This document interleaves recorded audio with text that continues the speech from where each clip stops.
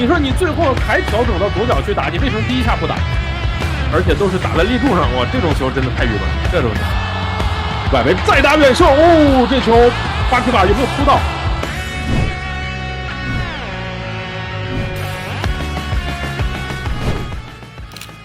？Gila, Ramon Tanque ketagihan cetak gol di laga lawan Bangkok United. Persib Bandung baru saja menjalani laga pamungkas babak penyisihan grup G ACL2 dengan menjamu tim asal Thailand, Bangkok United. Bermain di Stadion Gelora Bandung Lautan Api, Bojan Hodak memasang formasi terbaiknya yang dimiliki saat ini. Bermain di hadapan supporter sendiri, Persib Bandung tampil begitu beringas. Mereka pantang tampil lemas demi sebuah kemenangan. Itu terbukti semenjak peluit wasit dibunyikan. Trio Brazil, Barros, Ramon, dan Berguinho langsung menggempur pertahanan Bangkok United.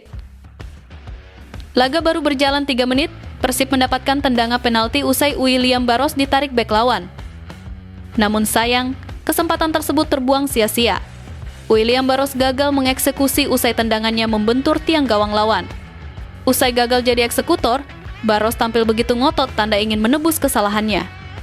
Di sisi lain, para pemain lain tampil begitu termotivasi untuk meraih kemenangan. Mereka memborbardir lini pertahanan lawan. Nama-nama seperti Ramon Tanque, Tom Haye, Lucho, hingga Berguinho melakukan tendangan keras mengarah ke gawang. Namun sayang seribu sayang, tembakan tersebut banyak yang membentur tiang gawang, tidak tepat sasaran dan ditepis oleh penjaga gawang Bangkok United. Percobaan demi percobaan dilakukan, Persib akhirnya berhasil menjebol gawang yang dijaga Patiwat Khamai di menit akhir babak pertama.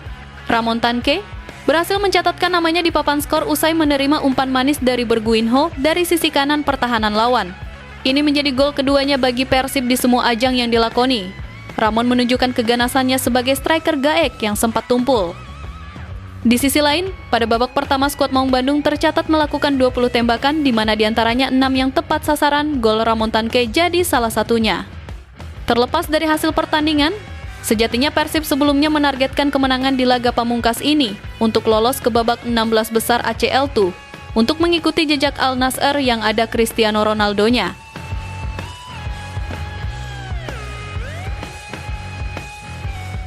Diwarnai tensi tinggi, kedua pelatih saling adu taktik jitu. Stadion Gelora Bandung Lautan Api menjadi saksi bisu pertarungan taktik kelas atas antara dua tim terbaik di grup G yang mempertaruhkan gengsi dan harga diri sepak bola masing-masing negara. Laga pamungkas grup G AFC Champions League 2 antara Persib Bandung dan Bangkok United baru saja tuntas, menyisakan hawa panas yang masih mengepul di atas rumput hijau. Sejak peluit kick-off dibunyikan, pertandingan ini sudah menjanjikan drama intensitas tinggi. Bojan Hodak dengan kecerdikan pragmatisnya beradu strategi melawan touchtawan Sripan yang membawa filosofi sepak bola menyerang khas Thailand. Sesuai prediksi Bojan sebelum laga, pertemuan ini sangat sulit karena mempertemukan dua tim terbaik di grup. Tidak ada yang mau mengalah barang 1 inci pun. Bangkok United, meskipun sudah memastikan diri lolos sebelum laga dimulai, ternyata tidak datang ke Bandung untuk liburan. Mereka tampil sangat serius, disiplin, dan menekan. Hal ini sejalan dengan pernyataan mereka yang ingin menjaga martabat sepak bola Thailand di hadapan publik Indonesia. Mereka tidak ingin pulang dengan kepala tertunduk. Di sisi lain, Persib Bandung meladeni permainan terbuka lawan dengan semangat juang yang berapi-api. Transisi cepat dari bertahan ke menyerang menjadi senjata utama Maung Bandung untuk meredam dominasi penguasaan bola tim tamu. Duel lini tengah menjadi sorotan utama. Kita melihat bagaimana gelandang-gelandang Persib harus bekerja ekstra keras memutus aliran bola lawan yang rapi. Tensi tinggi sempat memicu beberapa gesekan antar pemain, namun itu wajar dalam laga yang mempertaruhkan gengsi negara. Kedua pelatih tampak sibuk di pinggir lapangan, terus-menerus memberikan instruksi perubahan taktik untuk mencari celah sekecil apapun. Bojan Hodak benar, laga ini adalah ujian sesungguhnya bagi mentalitas skuad Pangeran Biru di level Asia. Kualitas permainan yang ditunjukkan kedua tim malam ini menjadi bukti bahwa level kompetisi Asia menuntut fokus dan kedewasaan taktik yang jauh di atas standar liga domestik.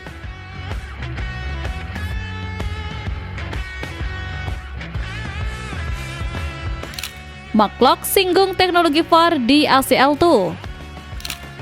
Ketiadaan teknologi VAR di fase grup kembali menjadi sorotan tajam McClough yang merasa timnya kerap dirugikan oleh keputusan kontroversial sang pengadil lapangan.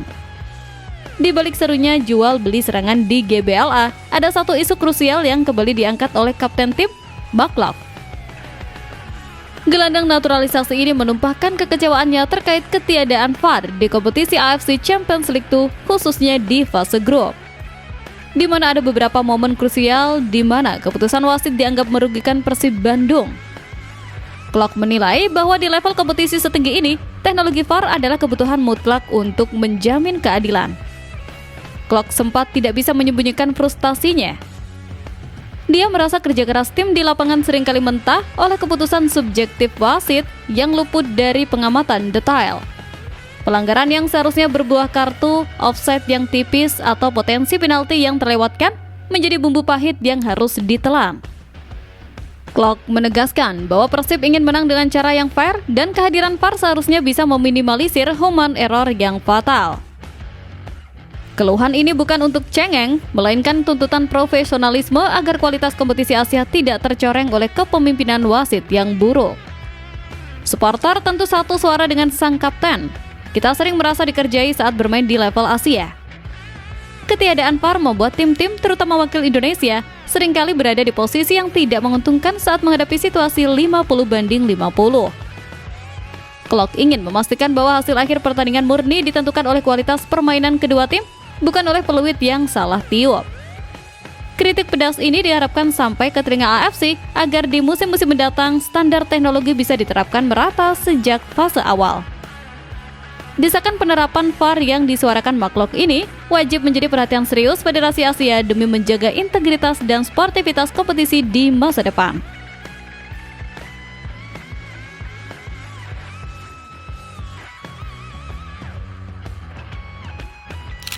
AFC gembosi Persib, 25% kapasitas tribun Bobotoh ditutup. Pemandangan tribun yang bolong di GBLA menjadi pengingat pahit bahwa sanksi AFC adalah hantu nyata yang bisa mereduksi kekuatan magis kandang Maung Bandung. Laga big match melawan Bangkok United seharusnya menjadi pesta pora di tribun yang penuh sesak. Namun, realita pahit harus diterima. AFC menjatuhkan sanksi berat yang memaksa Persib menutup 25% kapasitas stadion, khususnya di area tribun utara dan selatan yang biasanya menjadi basis supporter paling berisik. Keputusan ini diambil buntut dari kericuhan dan pelanggaran yang terjadi di laga kandang sebelumnya. Akibatnya, atmosfer GBLA yang biasanya mencekik lawan sedikit terasa berkurang intensitasnya.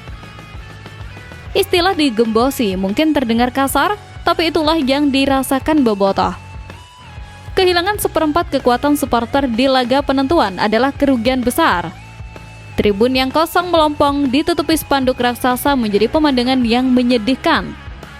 Sanksi ini tidak hanya merugikan secara atmosfer, tapi juga finansial bagi klub yang kehilangan potensi pendapatan tiket.